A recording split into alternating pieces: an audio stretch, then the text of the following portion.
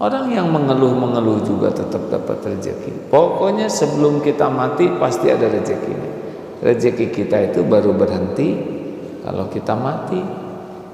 Bismillahirrahmanirrahim. Surat Hud ayat 6, wa ma min dabatin fil ard illa 'alallahi rizquha. Tidak ada satupun binatang melata, makhluk melata di bumi melainkan Allah lah yang memberi rezeki. Semua ya. Dan surat Al-Ankabut ayat 60, wa ka'ayyin min dabatin la tahmilu rizqaha Allah yarzuquha wa iyyakum. Dan berapa banyak binatang yang tidak bisa membawa atau mengurus rezekinya sendiri, dan Allah yang memberikan kepada mereka, kepadanya dan juga kepadamu. Jadi banyak binatang yang ini di sini di pesantren ada kuda. Bayi kuda itu tidak mengerti makan rumput, tapi Allah langsung siapkan air susu ibunya.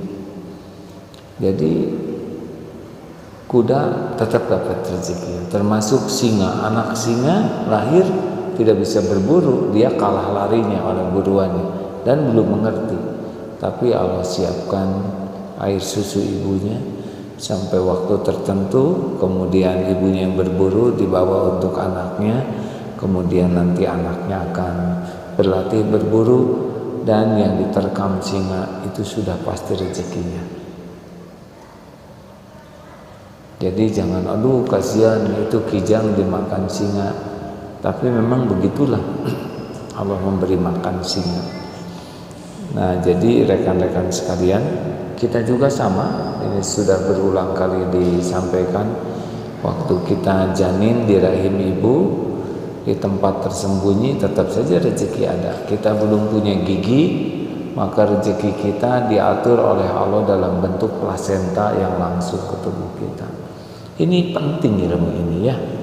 Bagaimana rezeki itu sudah ada sebelum kita bisa berdoa, sebelum kita bisa berpikir, sebelum kita bisa ikhtiar, dan sudah terjadi rezeki itu.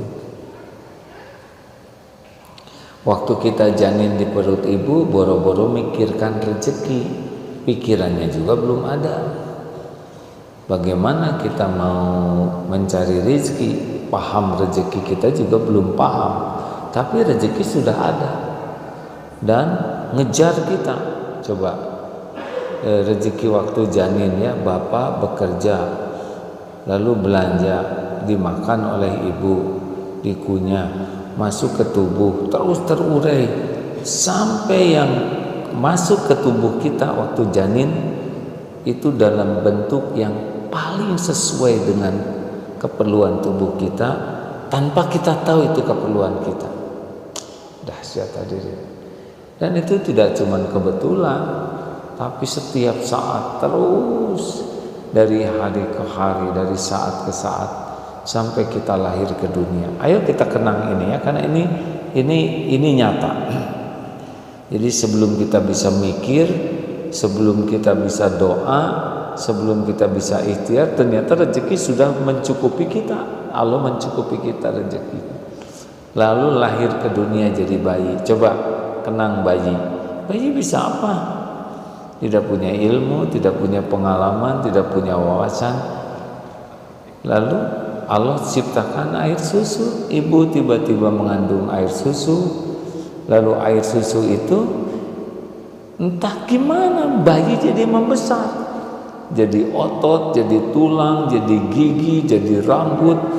Bayi itu membesar itu dengan air susu saja. Itu juga belum bisa doa kita.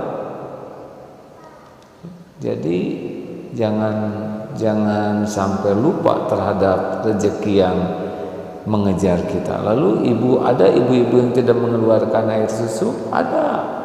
Tapi sapi mengeluarkan, ya. Atau kambing. Sapinya di mana, bayinya di sini, tetap saja datang ke sini. ada peternakan di Selandia Baru, bayinya di Cimahi, tetap saja datang ke sini tuh. Jadi nyata sekali bahwa rezeki itu lebih hebat mengejar kita daripada kita mengejar rezeki.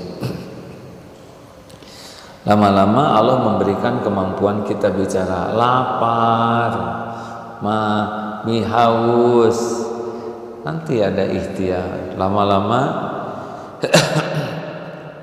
kita membesar, makin diberi jarak sedikit oleh Allah dengan rezeki kita, benar? Terus agar jarak, nanti sepertinya kita harus membanting tulang, tapi tetap saja lebih hebat rezeki ngedeketin kita. Persis seperti cecak, makanannya nyamuk. Dia memang bergerak, tapi tetap jauh lebih hebat nyamuk bergerak ngedeketin cecak daripada cecak ngejar nyamuk. Benar kan? Cecak memang bergerak, tapi berapa banyak gerakannya. Tapi nyamuk itu dari selokan depan loh, ke sini terbang, terus mendekat sampai ada dalam radius jangkauan cecak. Cecak ikhtiar. Sama kita juga kan, makan. Coba ya alhamdulillah tadi makan, lihat nasi merah. Dari mana ini? Saya tidak tahu sawahnya di mana. Siapa yang nanam? Siapa yang ngetam? Siapa yang bersihkan? Siapa yang jual? Siapa yang ngangkut? Demi Allah sampai tadi di piring. Udah itu ada ikan. Dari laut mana? Siapa ayah ikan? Siapa ibu ikan? Lahir, siapa yang ngambil dari laut? Dibawa ke pasar. Dari pasar pakai es, dibawa ke sini. Dari sini dimasak sampai ke sini. Itu belum cukup tuh. Belum hanya nasi, tapi ada garamnya, ada sambal, ada bawang, ada yogurt tadi itu, walaupun sedikit yogurt. Itu dibuat dari apa kok asam gitu kan? Dibuat dari asam mungkin ya. Ini sapi, air susu diolah sedemikian rupa. Sapinya di mana? Ada di sana sambal, ada cabenya, ada minyak kelapanya. Kelapanya dari kebun mana? Demi Allah itu makanan kita tuh adalah sebuah, selain Allah memberi rezeki, tapi Allah juga memberitahu nih betapa dahsyatnya makanan dikumpulkan, dan itu setiap hari. Minum air madu ya, biasanya ada di sini, tapi nggak apa-apa ya, karena dia akan datang pada waktunya ya. Jangan minta-minta ya, tenang saja. Biasanya di sini nih ya, insya Allah pada waktunya dia akan ke sini. Ingat ya, saya tidak minta-minta air madu hangat ya. Kalau memang rezeki saya datang nanti ke sini ya, kita tunggu aja mana ya. Hadirin sekalian, kalau air madu, airnya dari mana? Tidak pernah kita lihat mata airnya, benar? Kita tidak mengerti air itu bisa steril, kepunya alatnya. Bagaimana pH-nya 7? Tapi demi Allah datang biasanya. Madu, air madu. Itu luar biasa pontang-panting lebah itu. Antara bunga, sarang terbang. Capek. Demi siapa? Demi kita. Capek itu mungkin ya, dan saya nggak pernah jadi lebah. Pontang-panting diambil oleh, coba lihat nanti kalau itu ada di sini ya. Tenang, tidak usah ditunggu-tunggu ya, karena itu akan membuat letih dalam penantian. Ada kok ya sebentar, nada itu ya mencerminkan penantian. Madu datang, diambil, diolah, diangkut, dibotoli, masuk ke sini. Ada, ini luar biasa deh. Tuh kan, biasanya di situ ya. Nggak apa-apa, ini manja. Asli nih hadirin, Coba ini untuk air madu hangat. Ini ngangetin air juga ada ilmu sendiri. Luar biasa. Kita hanya tinggal ngambil, tapi ini perjalanan yang luar biasa. Saya tidak tahu ini dari mana madunya. Jauh. Dan ini bukan sembarangan hadirin. Kalau kita hanya minum saja, nggak ingat bagaimana Allah menjamin. Aduh, itu dia. Harusnya dengan makan minum tuh jadi yakin. Pilihan kita tuh adalah yang halalan thayyiban. Orang yang mengeluh-mengeluh juga tetap dapat rezeki. Pokoknya sebelum kita mati pasti ada rezekinya. Rezeki kita itu baru berhenti kalau kita mati. Kalau belum habis jatah kita, hidup kita nih sampai selesai.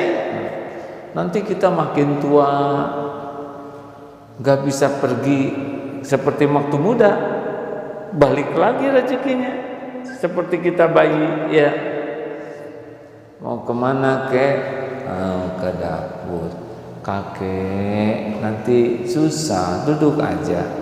Nanti dari dapur datang. Lama-lama, kenapa kakek tangannya goyang? Ini susah. Kalau tangan ini sudah oleh Allah diambil kemampuannya, nanti ada yang masukin tangan yang lain ke mulut kita, yang nyuap. Betul? Nanti, kenapa kakek?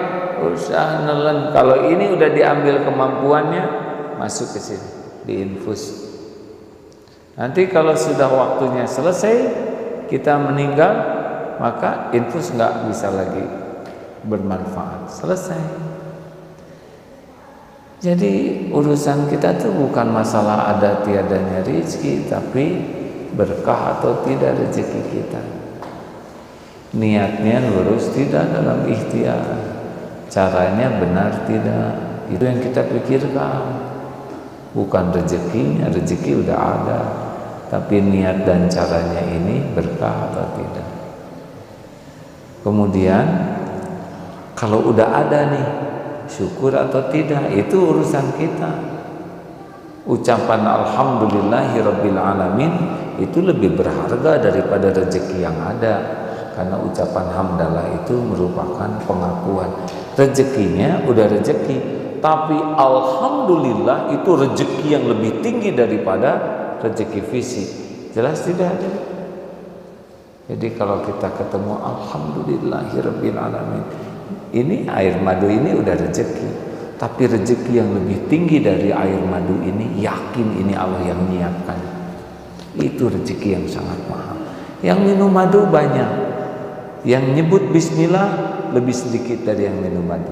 Tapi yang minum madu ingat ini disiapkan oleh Allah, itulah rezeki yang terbaik.